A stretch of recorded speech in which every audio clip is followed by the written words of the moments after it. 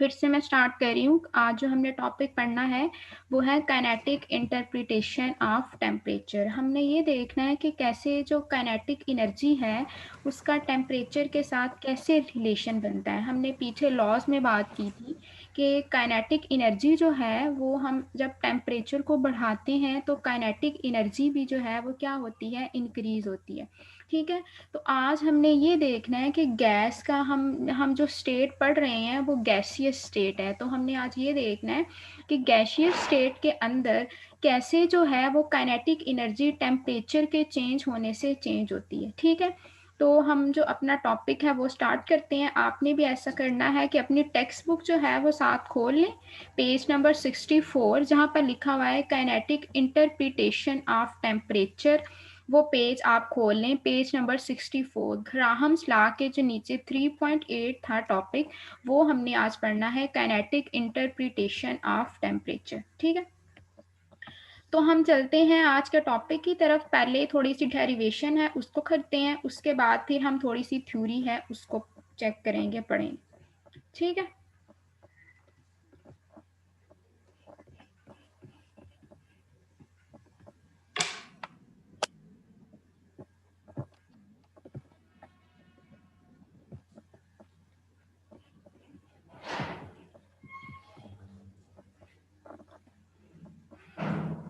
जी बच्चों, आपके साथ ये स्क्रीन पे शो हो रहा है काइनेटिक इंटरप्रिटेशन ऑफ टेम्परेचर। जहाँ पर हमने क्या किया है, हमने काइनेटिक इंटरप्रिटेशन ऑफ टेम्परेचर में हमने ये देखना है कि कैसे काइनेटिक एनर्जी जो है वो चेंज होती है टेम्परेचर के चेंज होने से। तो क्या है, कंसीडर द इक्वेशन। कौन सी इक्वेशन है? ये वही काइनेटिक इक्वेशन है जो हमने पीछे पहले की थी। ये बिल्कुल वही इक्वेशन है जो पीछे हमने पहले पढ़ी थी। ये वही काइनेटिक इक्वेशन है, P V is equal to 1/3 mn c² bar. ये मैंने आप लोगों की आसानी के लिए फिर से दोबारा लिख दिया है कि P जो है वो प्रेशर है, V वॉल्यूम है, M क्या है, एक मॉलिक्यूल जो गैस का होगा उसका जो वॉल्यूम होगा हम उसको किससे लिखेंगे, M से। अब जो N है वो क्या है, नंबर ऑफ मॉलिक्यूल टोटल जो सिस्टम के अंदर होंगे हम उसको क्या कहेंगे, N से लिखेंगे। ठीक है, तो ये काइनेटिक इक्वेशन है जिसको हमने क्या किया है, यूज किया है। काइनेटिक इक्वेशन को यूज करने के बाद हमने आज काइनेटिक एनर्जी और टेम्परेचर का जो रिलेशन है वो देखना है। बहुत आसान है, मुश्किल नहीं है, थोड़ा सा इसको ध्यान से देख लें बस। कहता है P V is equal to 1/3 mn c² bar. ये काइनेटिक इक्वेशन थी। इसके अलावा अगर बात की जाए तो हमने बात की थी कि जो है हमारे पास काइनेटिक एनर्जी वो किसके इक्वल होती है, काइनेटिक एनर्जी 1/2 mv² के इक्वल होती है। तो वो कहते हैं for one molecule the kinetic energy due to translational motion.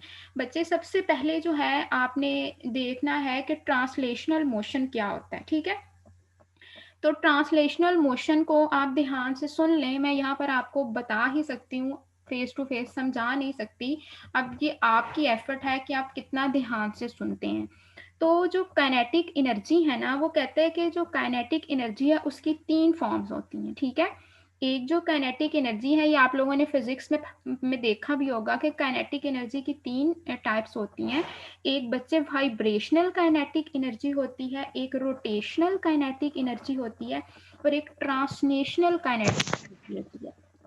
ठीक है, तो जो वाइब्रेशनल एनर्जी है ना, वो जब मॉलिक्यूल वाइब्रेट करते हैं तो उस वजह से जो एनर्जी प्रोड्यूस होती है हम उसको वाइब्रेशनल एनर्जी बोलते हैं। ठीक है, और जो रोटेशनल है वो जब मॉलिक्यूल अपने एक्सिस के इर्द गिर्द ही क्या करते हैं, रोटेट करते हैं, तो जो एनर्जी तब प्रोड्यूस होती है, जब जो एनर्जी तब यूज होती है हम उसको क्या बोलते हैं, रोटेशनल।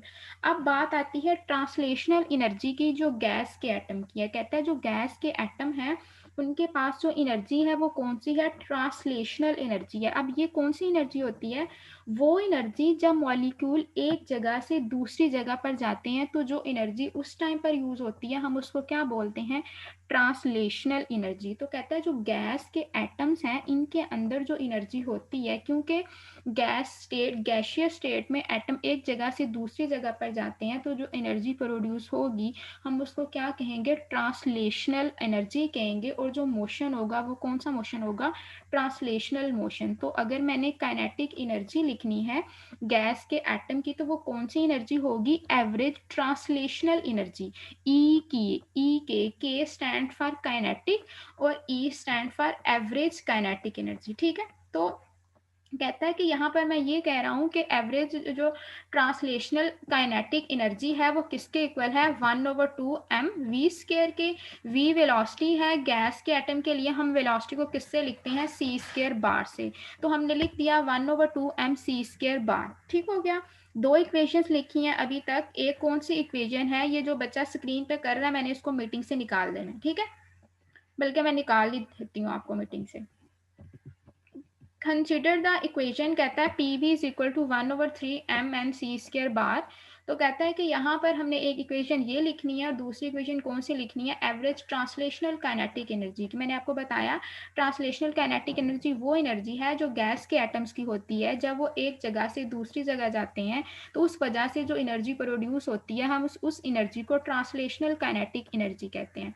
तो कहता है कि जो ट्रांसलेशनल काइनेटिक एनर्जी थी गैस की वो किसके इक्वल थी, काइनेटिक एनर्जी के। 1/2 m v², हम v की जगह पर कौन सी वेलोसिटी लिखेंगे, मीन स्क्वायर वेलोसिटी। तो ये क्या आ जाएगा 1/2 m c² बार। ई के क्या है, average translational kinetic energy. E stand for energy and के स्टैंड फॉर काइनेटिक एनर्जी। ठीक है, अब हमने क्या करना है कि जो ऊपर इक्वेशन नंबर 1 थी काइनेटिक इक्वेशन, उसको लेना है जैसे पहले पकड़ा था वैसे पकड़ के, तो हमने उस इक्वेशन को क्या करना है, मल्टीप्लाई भी करना है 2 से और डिवाइड भी करना है। ये सेम स्टेप है जो हमने पहले भी किया था। ठीक है, पी वी किसके कहता है किसके इक्वल है, 2/2 इंटू 1/3 m n c² बार। कहता है कि यहाँ पर 2 से हमने मल्टीप्लाई भी किया है और 2 से हमने क्या किया है, डिवाइड भी किया। हो गया डिवाइड भी और मल्टीप्लाई भी, बिल्कुल वैसे ही जैसे पीछे ये स्टेप सारे सेम हैं। हमने जब क्या किया था 2/3 को बाहर निकाल लिया था और 1/2 को, वकार आप पहले भी एंटर हुए हैं फिर आपने मीटिंग को लीव किया, एक ही दफ़ा मीटिंग ज्वाइन किया करें, बार बार ये हरकतें ना। अच्छा क्या कहता है, वो कहता है P V is equal to 2/3 n 1/2 m c² bar. यहाँ तक समझ आ गई।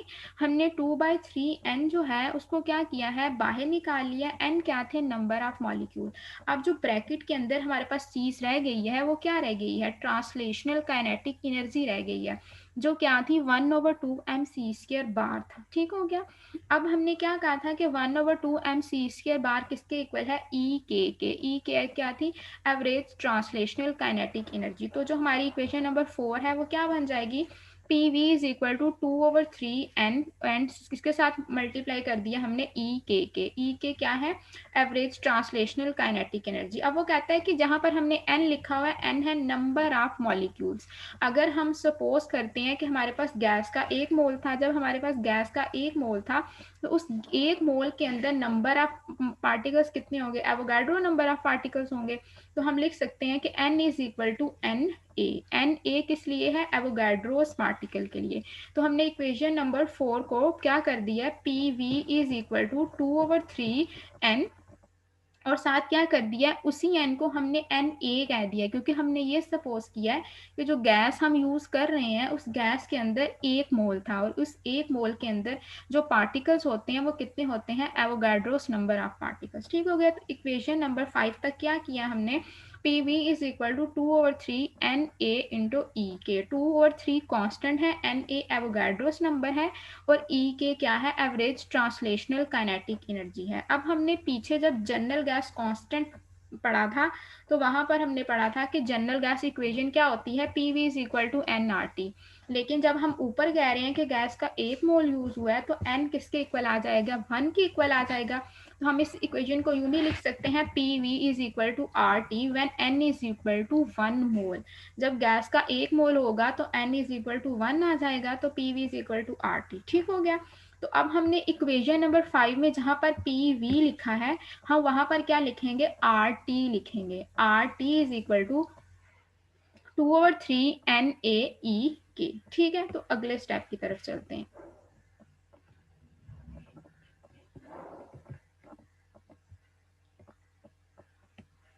जी, तो हमने क्या किया, जहां पर पी वी लिखा हुआ था वहां पर आर टी लिख दिया। R T is equal to 2/3 NaE ठीक है।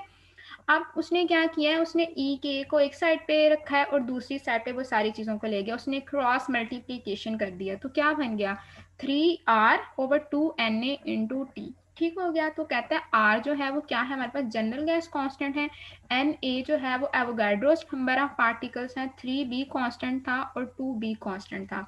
तो यहाँ पर जो है हमने ये देखा कि जो एवरेज ट्रांसलेशनल काइनेटिक एनर्जी है वो टेम्परेचर के क्या है, डायरेक्टली प्रोपोर्शनल, कि there is a direct relationship between translational kinetic energy and absolute temperature. Absolute temperature और कहता है कि किसके दरमियान है, absolute temperature and kinetic energy जो है दोनों क्या है आपस में डायरेक्टली प्रोपोर्शनल है। ठीक हो गया।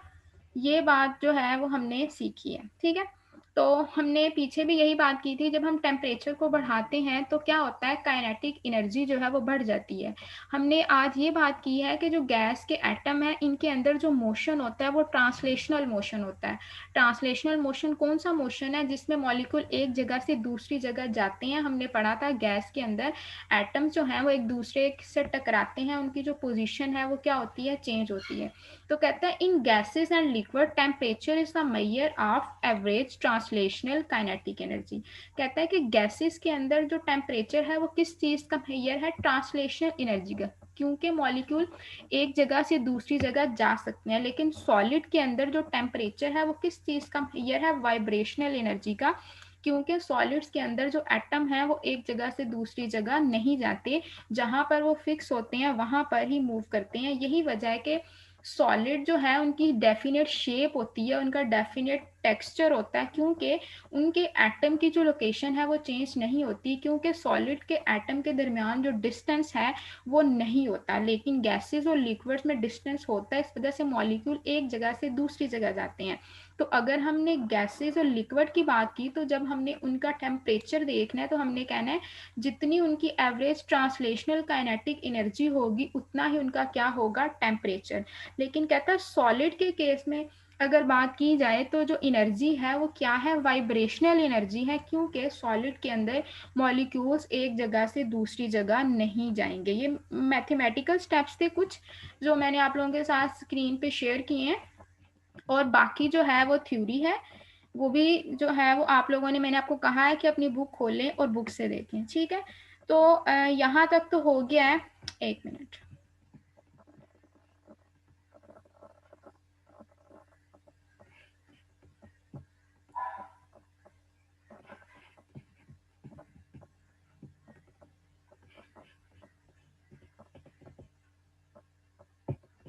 अच्छा, ऐसा है कि आपकी बुक पे पेज नंबर 65 है, वहाँ पर आप लोगों ने बच्चों जाना है, और मैं भी बुक खोलती हूँ, आप भी बुक खोल लें, ताकि जो पेज नंबर 65 है वहाँ पर जो हमने एवरेज ट्रांसलेशनल काइनेटिक एनर्जी पढ़ी है उसके बारे में देख लें कि वो होती क्या है।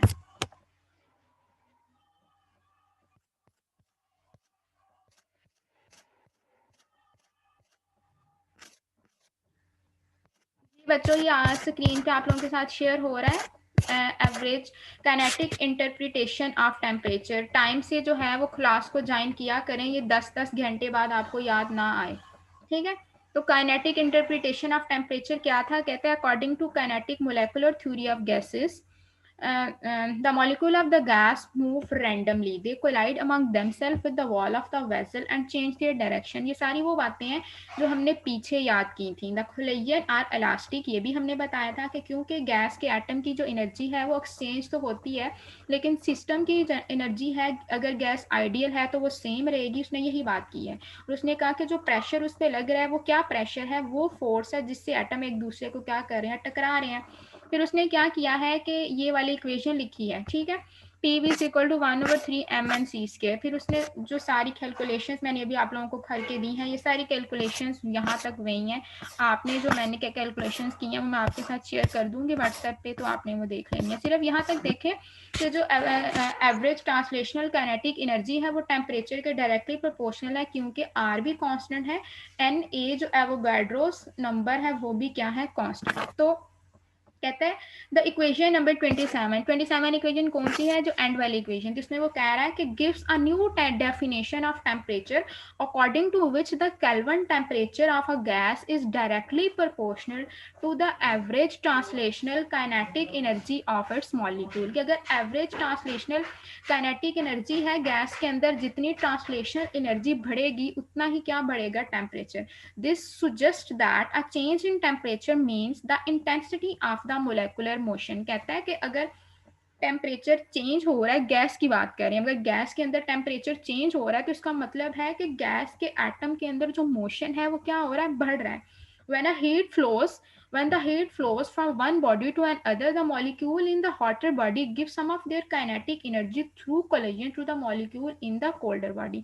ये बात हमने पैसे भी देखी हुई है कि जो काइनेटिक एनर्जी है या हीट ट्रांसफर जब होता है, तो जहां पर एक बॉडी है जिसकी हीट ज्यादा है और एक बॉडी है जिसकी हीट थोड़ी है, तो जहां पर हीट ज्यादा होगी वहां से हीट कहां पर जाएगी, जहां पर हीट थोड़ी होगी। तो यहाँ पर भी कहता है वैसे ही होगा, जहां जिन मॉलिक्यूल की काइनेटिक एनर्जी कम है और जिन मॉलिक्यूल की एवरेज ट्रांसलेशनल काइनेटिक एनर्जी ज्यादा है, तो ज्यादा से हीट कहां पर जाएगी, थोड़ी की तरफ।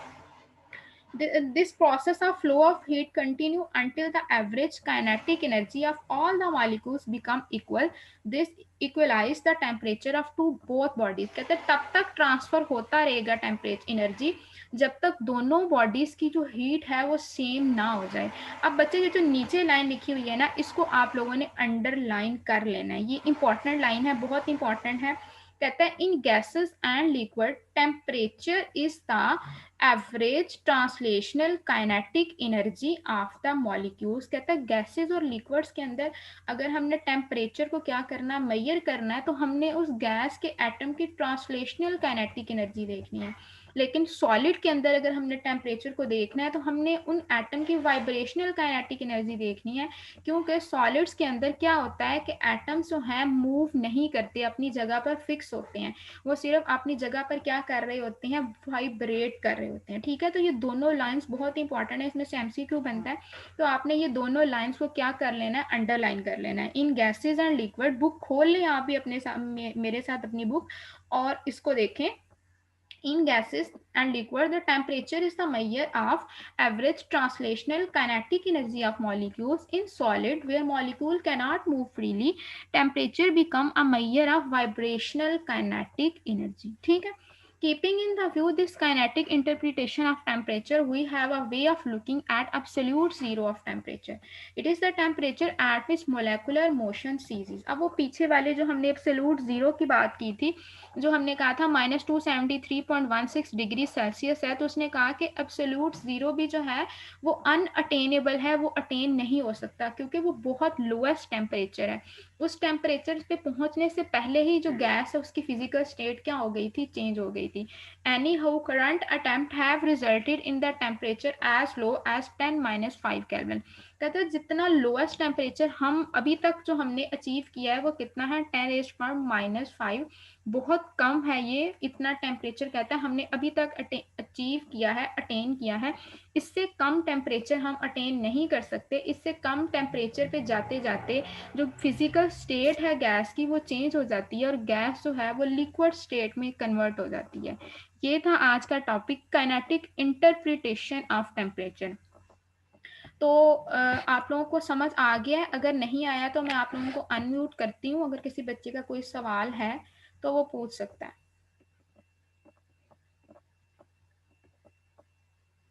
जी बच्चे, आप लोगों को मैंने अनम्यूट कर दिया है, किसी बच्चे का कोई सवाल है, किसी से समझ नहीं आई तो वो पूछ सकता है। ये ट्रांसलेशनल मोशन है, ये स्ट्रेट लाइन मोशन होगा मॉलिक्यूल्स का? हाँ जी, स्ट्रेट लाइन नहीं कह सकते हम, ये कह सकते हैं कि एक जगह से जब वो दूसरी जगह जा रहे हैं तो जो मोशन वो होगा, स्ट्रेट लाइन भी हो सकता है और स्ट्रेट लाइन नहीं भी हो सकता। मतलब कहने का ये है कि एक जगह से दूसरी जगह जब एटम्स जा रहे हैं तो मोशन तब जो एटम्स का होगा वो ट्रांसलेशनल मोशन होता है। आपने फिजिक्स में भी इसकी डेफिनेशन देखी होगी। जी बच्चे। मैम एक्सप्लेनेशन में 2 से मल्टीप्लाई और डिवाइड भी की है। एक्सप्लेनेशन में 2 से मल्टीप्लाई और 2 से डिवाइड इसलिए किया है क्योंकि हमने ये डिराइव करना था कि जो एवरेज ट्रांसलेशनल काइनेटिक एनर्जी है वो टेम्परेचर के क्या है, डायरेक्टली प्रोपोर्शनल। आप देखें जब हमने 2 से मल्टीप्लाई भी किया और 2 से डिवाइड भी किया है, ये जो बच्चा हैंड रेज कर रहा है ये मेरे से सवाल पूछ सकता है, हैंड रेज नहीं करना, सवाल पूछना है, ठीक है। तो 2/3 मल्टीप्लाई करने का मतलब ये था कि जब हमने मल्टीप्लाई किया तो एक जो टर्म हमने बाहर निकाली है वो 2/3n है। जब ये टर्म 2/3n बाहर निकल आई है तो बाकी जो 1/2 mc² बार है ये काइनेटिक एनर्जी हो गई है। इस वजह से हमने 2 से मल्टीप्लाई भी किया, 2 से डिवाइड किया है अपनी इक्वेशन को सीधा बनाने के लिए, जैसे पीछे हमने किया था जब बॉयल्स लॉ डिराइव किया है, चार्ल्स लॉ किया है, एवोगैड्रोस लॉ किया, वहां पर भी हमने ऐसे किया था। अब हमें PV RT बता दे।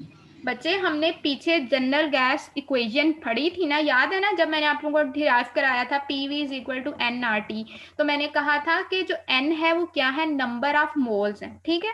अब जब मैं ये कह रही हूँ कि गैस का 1 मोल इस्तेमाल हुआ है तो जो n की वैल्यू है वो 1 होगी ना, 1 होगी, तो क्या हो जाएगा, PV = क्या होगा इसका आंसर।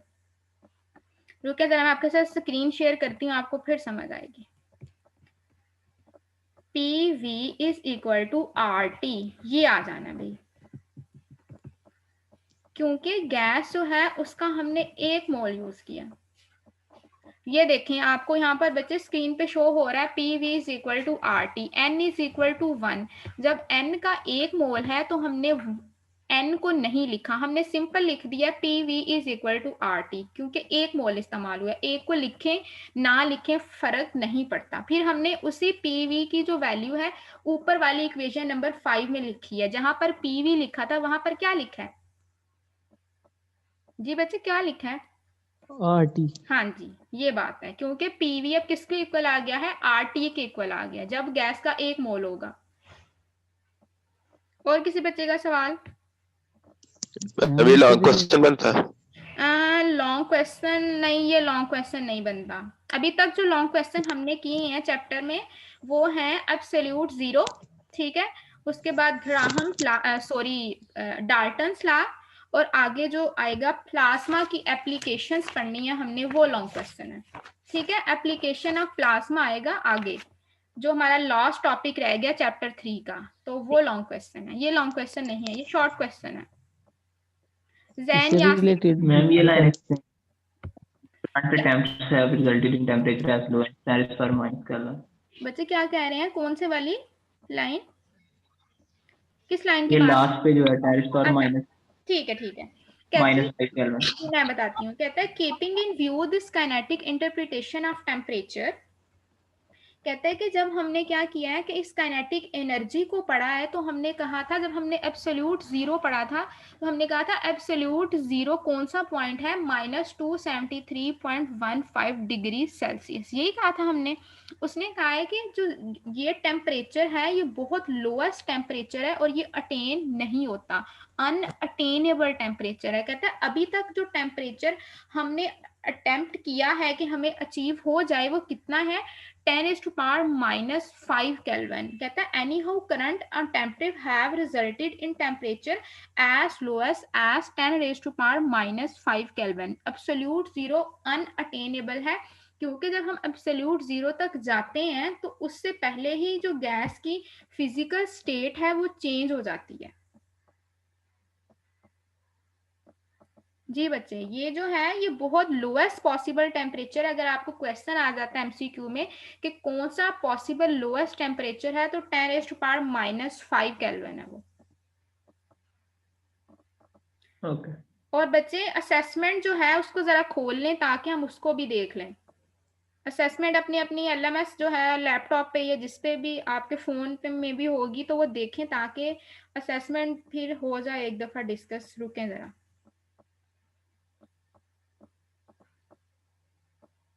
जी जो पहला क्वेश्चन था वो क्या था, ये ऐसा है मुझे लग रहा है कि कुछ क्वेश्चन ना सेकंड ईयर के आप में आ गए हैं। Self linking property of carbon is called, ये तो चैप्टर मैं नहीं पढ़ा रही आपको, ये कौन सा वाला चैप्टर पढ़ रहे हो आप साथ, मैडम हम 7 वाला पढ़ रहे हैं। तो ये एमसीक्यूज तो सेकंड ईयर के हैं फिर भी तो सुनो जी। चैप्टर 6 में से भी आते हैं सर। अच्छा, चैप्टर 6 तो आप लोगों ने छोड़ दिया है ना, आप लोग नहीं पढ़ रहे क्योंकि वो सर ने असाइनमेंट शुरू करा दिया है। जी मैडम। जी जी